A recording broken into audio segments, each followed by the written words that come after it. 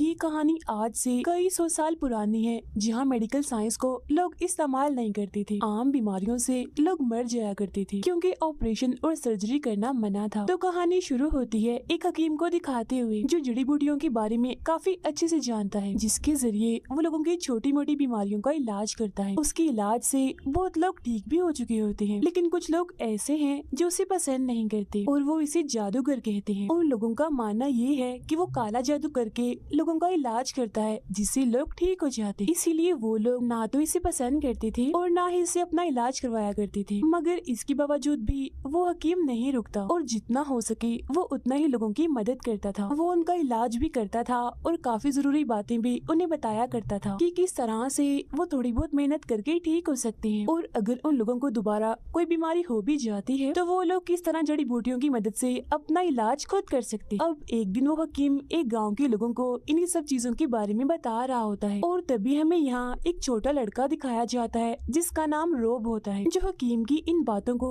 बड़े गौर से सुन रहा था। उसे तजस्सुस भी हो रहा था इन सब के बारे में। उसकी बातें सुनने के बाद वो अपने घर के लिए निकल जाता है। उसके घर पहुँचने पर हम देखते हैं कि रोब की फैमिली काफी गरीब है, जहाँ वो अपनी मोम और 2 बहन भाइयों के साथ रहता है। यहाँ पर हम ये भी जान पाते हैं कि रोब की मोम काफी बीमार है, मगर उन्हें क्या बीमारी है इस बारे में वो नहीं जानते। लेकिन आज रात रोब देखता है कि उसकी मोम की तबीयत बहुत ज्यादा ही खराब हो रही है। फिर वो जैसे ही अपनी मोम के दिल पर हाथ रखता है तो उसे बड़ा ही अजीब सा महसूस होता है, जिस वजह से वो परेशान हो गया था और डर भी जाता है। अब इन हालात में उसे कुछ भी समझ नहीं आती कि वो क्या करे। तो तब अचानक से उसे उस हकीम का ख्याल आता है। वो फौरन भागकर उसके पास जाता है। वो उसे अपनी मोम की खराब हालत के बारे में बताता है, जिस वजह से वो हकीम फौरन ही उसके साथ चल पड़ता है। जब वो दोनों घर वापस आते हैं तो गाँव के बहुत सारे लोग पहले से ही उनके घर पर जमा थे, जो उस हकीम को इलाज करने नहीं देते, जिस वजह से रोब की मोम की तकलीफ काफी बढ़ जाती है और मौके पर ही उनकी मौत हो जाती है। अब यहाँ हमें उसकी मोम की बीमारी का पता चलता है। उन्हें अपेंडिक्स हुआ था, जिसके बारे में उस जमाने में लोग नहीं जानते थे। फिर अगले दिन रोब की बहन भाइयों को गांव वाले अपने साथ ले जाते हैं अपने नौकर बनाकर, जिसे अब यहाँ पर रोब बिल्कुल अकेला रह गया था। उसे अपनी मोम के गुजर जाने का भी काफी दुख था, इसीलिए वो हकीम के साथ जाने का फैसला करता है। तब हकीम भी मान जाता है क्योंकि उसे भी इस चीज से कोई एतराज नहीं था। जिसके बाद वो दोनों अपने सफर पर निकल जाते हैं। यहाँ पर हमें पता चलता है कि हकीम का कोई एक ठिकाना, कोई एक घर नहीं है। वो कभी एक गांव जाता है तो कभी दूसरे गांव। तो अब इस तरह से वो लोग इधर से उधर जाकर लोगों का इलाज करने लगते हैं। अब ऐसे करते करते काफी साल गुजर जाते हैं, जहाँ रोब अब बड़ा हो गया था और वो आज भी अपेंडिक्स का इलाज ही ढूंढ रहा होता है। ये नहीं जिस वजह से उसकी मोम की मौत हुई थी। वो चाहता था कि जो उसकी मोम के साथ हुआ वो किसी और के साथ ना हो, और वो कैसे भी करके इस बीमारी का इलाज ढूंढे। लेकिन यहाँ पर वो हकीम भी अभी तक इस बीमारी का इलाज नहीं ढूंढ पाया। वो जड़ी बूटियों से लोगों का बस बाहरी इलाज ही करता था। जिस्म के अंदर क्या है, वो कैसे काम करता है, इस बारे में वो नहीं जानता था।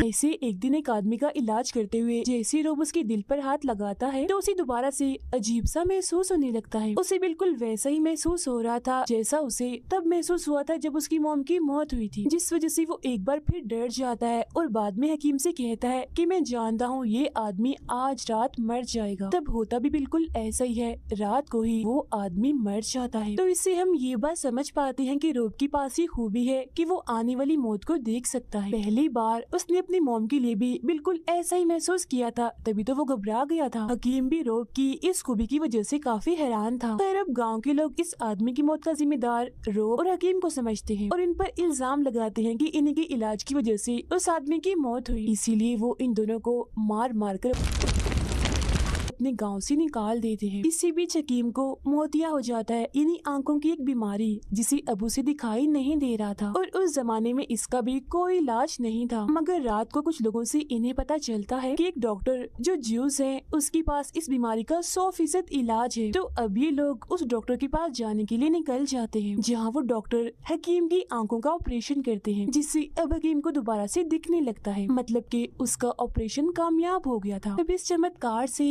रोब भी काफी खुश हो जाता है। वो डॉक्टर से पूछता है कि आपने ये ऑपरेशन कहाँ से सीखा। तो वो डॉक्टर उसे एक सीनियर डॉक्टर इब्ने सीना के बारे में बताता है जो इस वक्त रशिया में है। उनका एक काफी मशहूर हॉस्पिटल है जिसके अलावा वो लोगों को मेडिकल साइंस भी पढ़ाते हैं। कोई भी ऐसी बीमारी नहीं थी जिसका इलाज उनके पास ना हो। और अब ये जानकर रोब काफी खुश हो जाता है क्योंकि वो ये फैसला कर लेता है कि मैं वहाँ जाकर पढ़ूंगा ताकि मैं अपेंडिक्स का इलाज करना सीख लूं। लेकिन वो ज्यूस डॉक्टर उसे साथ साथ वार्न इनिचो करना भी करते हैं कि तुम्हें वहाँ जाने के लिए मिस्र से होकर गुजरना पड़ेगा, लेकिन वहाँ से किसी और मजहब के लोगों को गुजरने की इजाजत नहीं है। मगर इसके बावजूद भी रोब वहाँ पर जाने का फैसला करता है। जाते जाते वो हकीम का शुक्रिया अदा करता है उस सब के लिए जो उसने हकीम से सीखा था। यहाँ हकीम भी उसे बहुत सारी दुआएं देकर अच्छा अलविदा कहता है, जिसके बाद उन दोनों के रास्ते अलग अलग हो जाते हैं। अब पानी के रास्ते से उसे मिस्र जाने में पूरा 1 साल लगने वाला था। जिस बहरी जहाज से वो जा रहा था उसमें और भी बहुत सारे ज्यूस थे, उनका ही नौकर बनकर वो जाता है। फिर जब ये लोग मिस्र पहुंच जाते हैं तो कुछ ज्यूस रोब को समझाते हैं कि किस तरह से दुआ करनी है, कैसे उठना बैठना है और कैसे अकेले टाइम में रहना है, मतलब अकेले वक्त में उसे वो वाली प्रे करनी है जो ज्यूस करते हैं। अब यहाँ मिस्र से रोब को उस शहर में जाना था जहाँ इब्ने सीना का हॉस्पिटल है। रेगिस्तान से वहाँ पहुँचते पहुँचते इन्हें 2 महीने लग जाते हैं। इनके इसी ग्रुप में एक लड़की भी थी जो बहुत खूबसूरत थी और उसे बेचने के लिए पर्शिया ले जाया जा रहा था। रास्ते में इन्हें एक आर्मी भी दिखाई देती है जो काफी जालिम थी क्योंकि उन्होंने एक गांव के सारे लोगों को मार दिया था। इसी गांव में इन्हें एक छोटी बच्ची भी मिलती है जिसे वो लड़की अपने साथ रख लेती। रास्ते में बच्ची की तबीयत खराब हो जाती है तो रोब उसकी मदद करता है और इस तरह से उस लड़की और रोब की दोस्ती हो जाती है। आहिस्ता आहिस्ता दोनों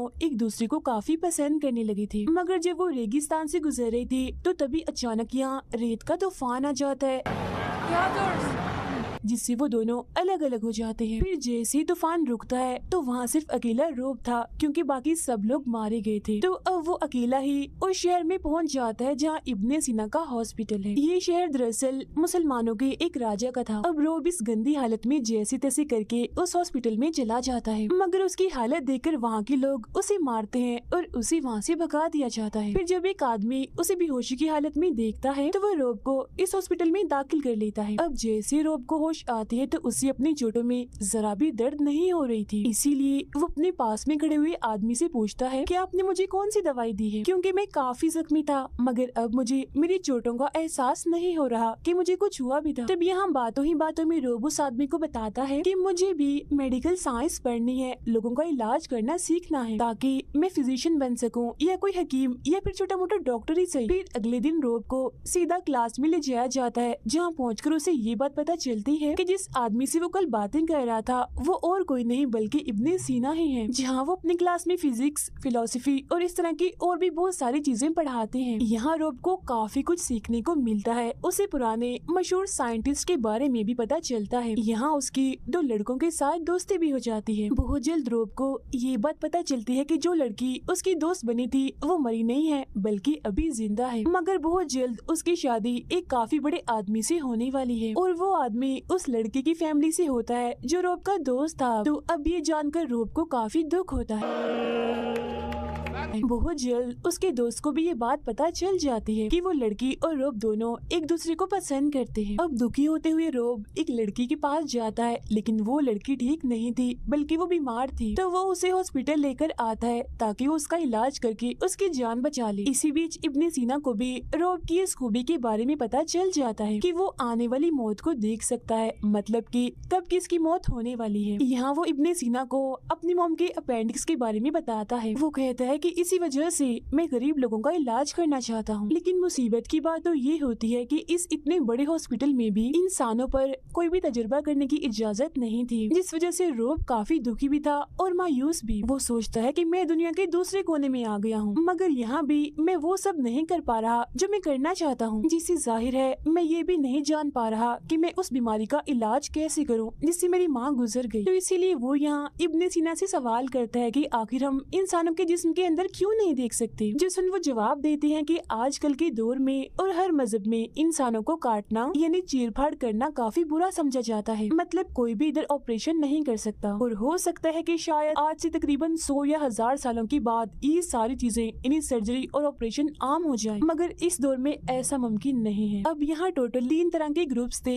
एक तो था मुसलमानों के राजा का ग्रुप, जो दूसरे मजहब के लोगों को इत्तेफाक और प्यार से रहने का कहता था, मेडिकल और साइंस को वो काफी बढ़ावा देता था। दूसरा ग्रुप होता है पर्शियन का, जबकि तीसरे ग्रुप के लोग दूसरे शहर से आए थे, और ये वही लोग थे जो जालिम थे, इन्हें जिन्होंने उस पूरे गाँव को खत्म कर दिया था। मगर इन दोनों ग्रुप्स को मुसलमानों के राजा का सलूक बिल्कुल भी पसंद नहीं था। उनका मानना था कि वो एक कमजोर राजा है, इसी वजह से वो अक्सर कोई ना कोई उल्टी सीधी हरकत करते रहते थे। फिर एक दिन उन जालिम लोगों की आर्मी एक खतरनाक बीमारी वाले आदमी को इनके शहर में भेज देती है, जिस वजह से काफी तेजी से वो बीमारी पूरे शहर में फैल जाती है।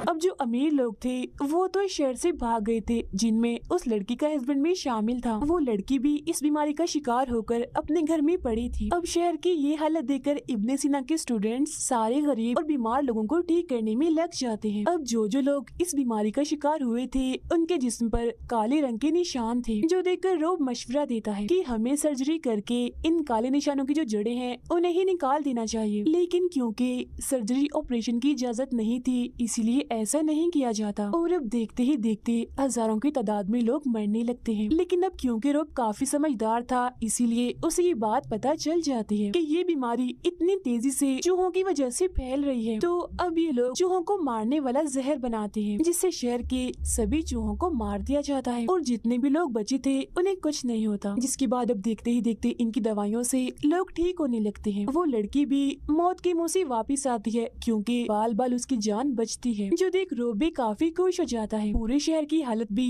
पहले की तरह बिल्कुल ठीक हो गई थी, और वो सारे अमीर लोग जो यहाँ से भागे थे वो भी वापिस आ जाते हैं, जिनमें उस लड़की का हस्बैंड भी शामिल था। कुछ वक्त के बाद उस हॉस्पिटल में अपेंडिक्स का एक मरीज आता है, मगर ऑपरेशन ना होने की वजह से वो बेचारा दर्द में तड़पता तड़पता ही मर जाता है। लेकिन उस इंसान के मरने से पहले ही रोब उससे ये इजाजत ले चुका होता है कि मरने के बाद क्या मैं आपका ऑपरेशन कर सकता हूँ। तो तब इस बात के लिए उस आदमी ने हाँ कर दी होती है। अब क्योंकि यही वो बीमारी थी जो बार बार उसे परेशान कर रही थी, इसीलिए वो बगैर किसी की इजाजत लिए उस आदमी की लाश का ऑपरेशन करने लगता है। हालांकि उसे काफी डर लग रहा था, मगर वो फिर भी उस लाश की चीरफाड़ करके उसे देखने लगता है। वो उसके दिल को अपने हाथ में रखता है और देखता है कि आखिर ये काम कैसे करता है। जिस्म के सारे हिस्सों की वो एक ड्राइंग बना लेता है, ताकि बाद में ये उसके काम आ सके। यहाँ उसे अपेंडिक्स के बारे में भी पता चल जाता है कि आखिर ये होती कहाँ पर है और उसे कैसे निकाला जा सकता है ये भी। मगर यहाँ के कुछ लोगों को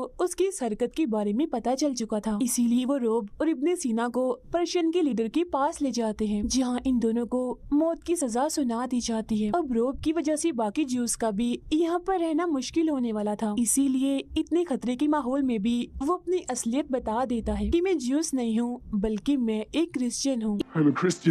इसीलिए प्लीज मेरी वजह से बाकी ज्यूस को सजा मत दीजिए। लेकिन ये बात कोई भी मानने को तैयार नहीं था कि रोब एक क्रिश्चियन है, क्योंकि उसने खुद को ज्यूस के मजहब के मुताबिक ही ढाल लिया था। उस लड़की के हस्बैंड को भी ये बात पता चल जाती है कि ये और रोब एक दूसरे से प्यार करते हैं, तो सजा देने के लिए वो उस लड़की को जमीन में गाड़ देता है। अब रोब का वो दोस्त जो ज्यूस था वो भी रोब पर काफी गुस्सा करता है कि तुमने हम सबको इतना बड़ा धोखा दिया कि तुम ज्यूस नहीं हो बल्कि क्रिश्चियन हो। इसी दौरान हम देखते हैं कि मुसलमानों के राजा बीमार पड़ने लगते हैं। उन्हें भी असल में कोई और बीमारी नहीं बल्कि अपेंडिक्स ही थी। तो वो रोब और इब्ने सीना को पर्शियन की कैद से आजाद करवाते हैं, जिसके बाद वो उन दोनों से कहते हैं कि ये मेरा हुक्म है, मेरी तरफ से आप दोनों को ये इजाजत है कि आप मेरा ऑपरेशन करें। मगर रोब ये सुनकर काफी डर जाता है, क्योंकि उसने कभी भी किसी जिंदा इंसान पर सर्जरी नहीं की थी। लेकिन यहाँ इनके पास और कोई रास्ता नहीं था, या तो इन्हें उस राजा का ऑपरेशन करना था या फिर फांसी पर चढ़कर मरना था। तो